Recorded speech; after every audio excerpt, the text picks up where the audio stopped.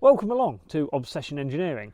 Today I've been out playing on my V420 and that thing is an epic road bike. It's comfortable, it's fast, it makes a great noise, the brakes are amazing, the gearbox is lovely on it, it handles like a dream. That is my favourite road bike ever. But today I'm going to be riding something that's ever so slightly different in character. It started, its sort of, I suppose its roots were very much a bit like the Tono, very much designed as a road bike, but for a slightly different sort of, I suppose, client base. Yeah, today I'm going to be riding a 1960s BSA Bantam.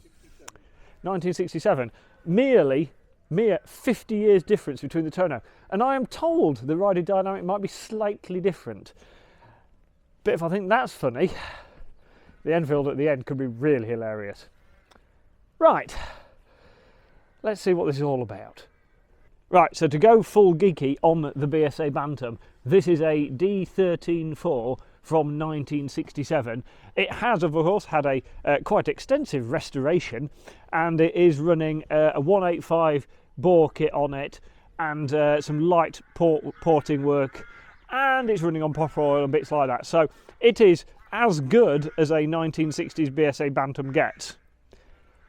How it'll compare to the V4 Tono I rode here on was yet to be found out, but I suspect it might be the slowest thing I've ever ridden on the road. It is very definitely the oldest thing I've ever ridden. But instead of just waffling on for ages, I'm going to put my helmet on and we're going to go and ride some motorbikes and have a bit of fun and see if old bikes are actually any good or not, because that is always interesting to know.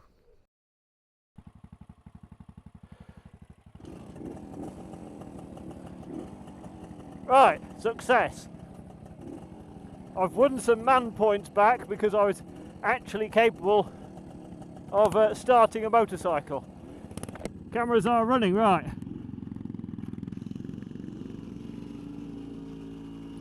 We have done a couple of miles out of the village, and there are a few traits, I'm going to say, already. That's another gear neutral in that gearbox. It's not the slowest bike I've ever ridden. It is a very long way from being the fastest. It's getting towards being the smallest one I've ever ridden, and I've ridden pocket bikes and mini bikes because like my knees are nearly touching the handlebars. It's relatively funny, to be fair, at this stage, but I'm not actually going a terribly large distance on it. Thank you.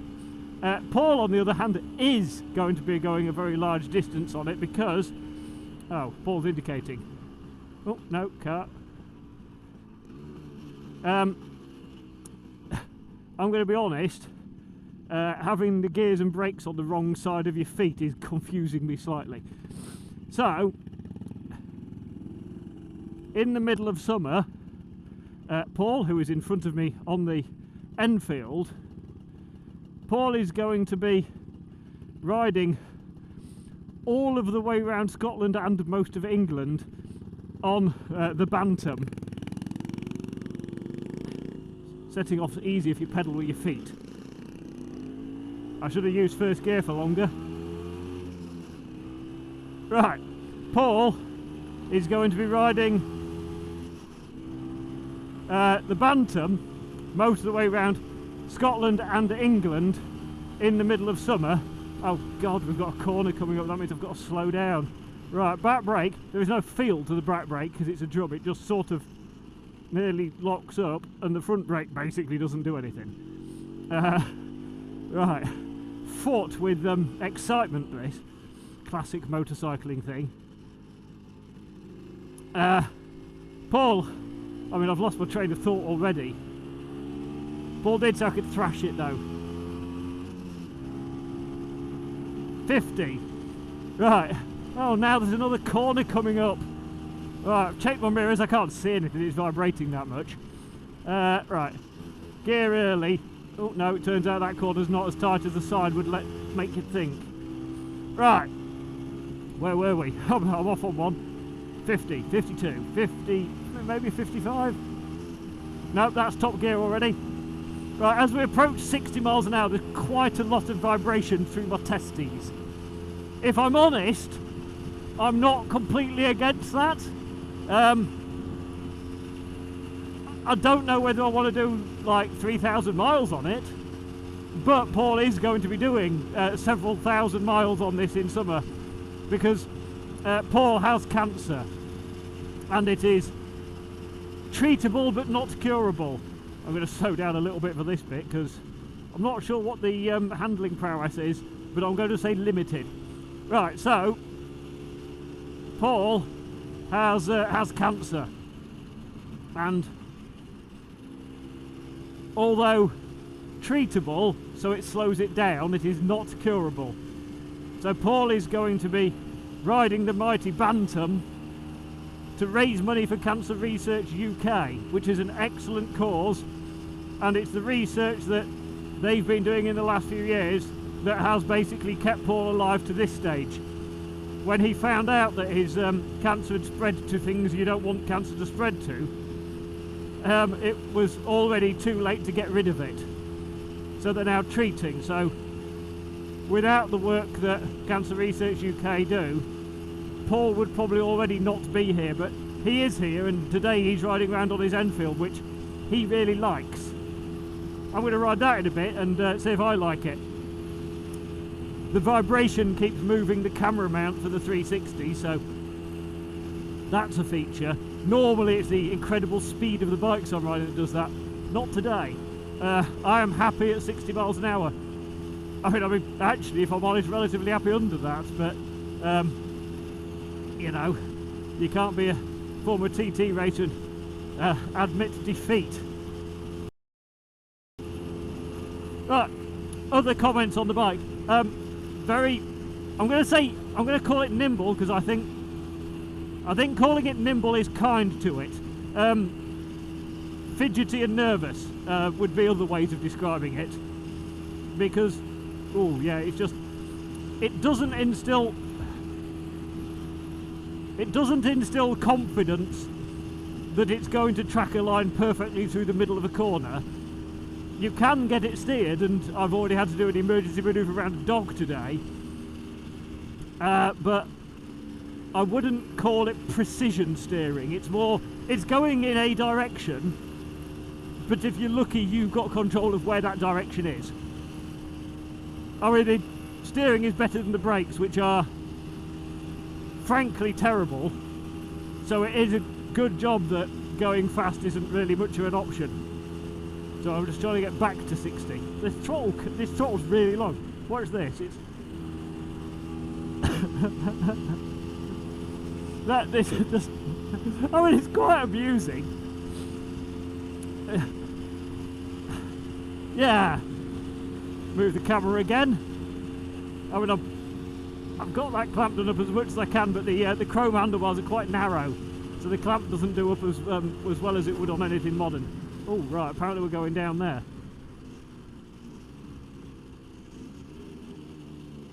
Oh, cock, wrong lever. That, good job Paul doesn't mind me thrashing it, because I put that in first gear as opposed to pushing the back brake. No, that's another gear. The gear lever has a lot of movement to it, and not much feel.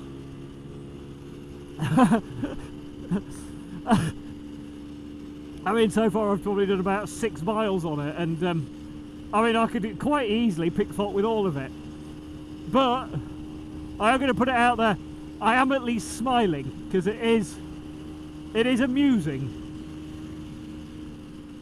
I'm not sure I'd need to be amused for 2,000 or 3,000 miles, but here today, to have a little bit of a play riding around some country lanes with your mate, yeah, cracking. Right, okay, I'm gonna that throttle is so long. I mean, I don't want to rev it any harder, but I'm not exactly blown away by the speed. It is quite amusing. The suspension, as you may have noticed from that Like, the seat's quite comfortable, but I think the seat does most of the suspension. Right, where were we? Yeah, these were, you know, a cheap commuter bike. It was better than cycling to work.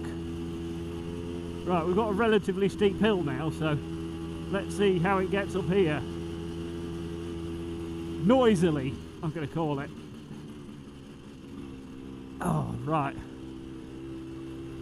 My favourite pub is on the left. I think we're going to stop. That is probably a good thing. Yes. I think it's time to stop. I'm going to put it out there. I can form an opinion on this from now. So I think we'll stop for an orange juice. Apparently, you can't go for a ride on old bikes without stopping at a pub to have a non-alcoholic drink and, more importantly, recover a little bit. Yes, this is Guinness Zero, by the way. Yes, very sensible, Paul. Yes. Right, so the Bantam, Yep. compared to anything modern, the controls all feel like they have elastic bands controlling them to the thing that's going to work. It's fidgety on the road, isn't it? Yeah. I mean, don't get me wrong, at pretty much every moment I was riding that bike, I was smiling quite a lot, but we did about 8 miles. Yeah, imagine that for 2,000 miles. I'm alright, actually, but this is a challenge, Yeah. and it's not supposed to be easy, because challenges aren't supposed to be easy, and it is going to raise money for Cancer Research UK, so please give money to Paul so he can go on his slightly daft challenge on the Bantam. I will put a link in the corner. Because 2,000 miles, when we first talked about these bikes, the fact that it is that is as good as a Bantam gets. Yeah, that's about the best, one of the best you'll get. You know, it's been worked on a lot. It's lots of modifications, and it's a lot different than it would be if you rode a standard Bantam. So that's as good as it gets, pretty much. Yeah. So that one's big board, flowed stuff. Yeah, it's been ported. Bit of head work. Bit of head work, yeah. It's got all the squish bands set up, and it's been machined ahead, and yeah, and trust me, it is not a fast motorbike.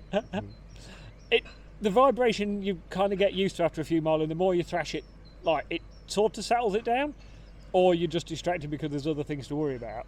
Yeah, that one with it being worked on, you know, with imported and stuff like that, it actually gets smoother as you give it more revs. So it's better than the standard Bantam in that way. You know, it does like to rev. Good. Yes, I tried revving it. It does like to rev. Doesn't make that much difference to how fast you're going. No, which is steady, I think is a good description of it. But it is quite amusing. There is one point especially though we want to make. If you're watching this video, if you happen to be at all involved in hotels or the hotel industry or anything like that, it turns out hotels in summer, especially up Scotland way, they're expensive, aren't they, Paul? They certainly are, yeah. And if you're some sort of company willing to give me some sort of sponsorship for a hotel, I'm sure Dave will give you a bit of advertising on his channel. Yeah, we can do that. Because obviously, you know, you don't mind spending your own money to enjoy yourself to an extent. But yeah, it would be nice if we could get a little bit of help towards hotels. Pretty please. But the important thing really in this is that we raise money for Cancer Research UK because you're undergoing treatment. Yeah. Last week wasn't the best week, was it? No, I had pretty much all week in hospital, A&E, and got a cough, and as soon as you get a cough, if you've got cancer, they want to admit you into hospital. So yeah, luckily I managed to avoid that and got away with antibiotics. So yeah, but I spent nearly every day in the hospital last week. You know, chemo. I was low on magnesium, so I had to have a magnesium infusion. So yeah, it wasn't a good week last week. No. But I'm picking up a bit this week. And today we get to ride around on motorbikes in the sunshine. Yep. And so that's why we want to raise money for Cancer Research UK, because if you like riding a motorbike in the sunshine, you know, at some point the work they do might influence you as well as Paul. And so that's really why we're raising money for the charity. The fact that we're doing it riding motorbikes and having a bit of a laugh along the way is just a bonus, really. Yep, definitely. Really enjoyable. Right, I'm going to continue drinking my drink, let my nerves calm down, then have a go back on the Enfield. That'll be fun. Right, S-bend. Now,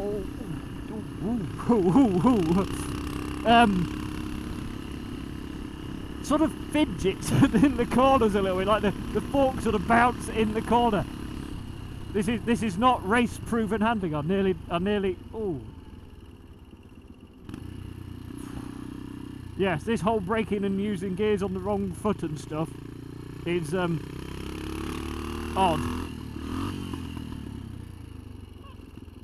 Something just fell off Paul's bike. I'm in neutral. Something just fell off. The end of your silencer fell off just back there.